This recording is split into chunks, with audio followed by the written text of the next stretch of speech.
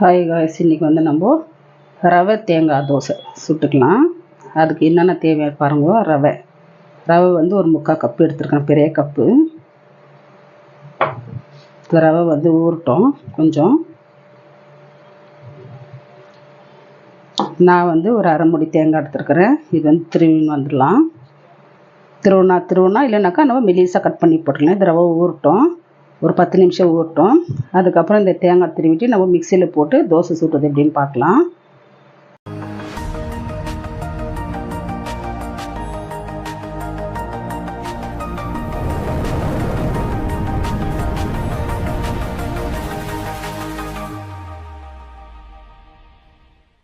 இப்போ வந்து ரவை வந்து ஊறிடுச்சு ஒரு 5 நிமிஷம்.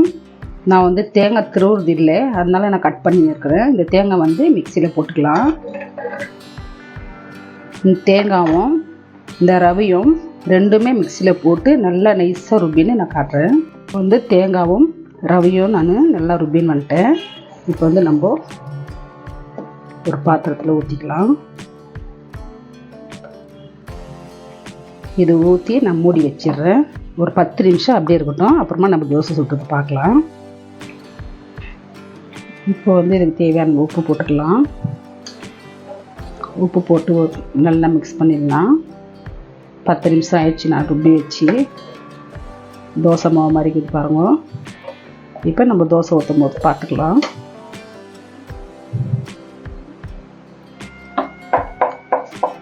இப்போ வந்து நான் தவா வச்சு நெய் ஊற்றிக்கிறேன். தோசை ஊற்றிக்கலாம்.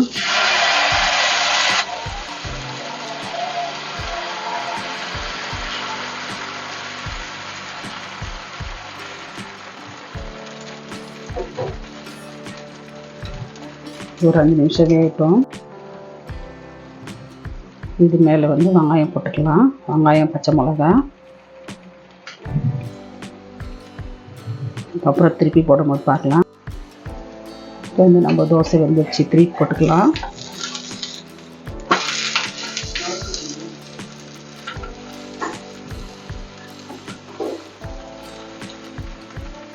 நான் ஆல்ரெடி நெய் ஊற்றிட்டுக்கிறேன் தவாவில்.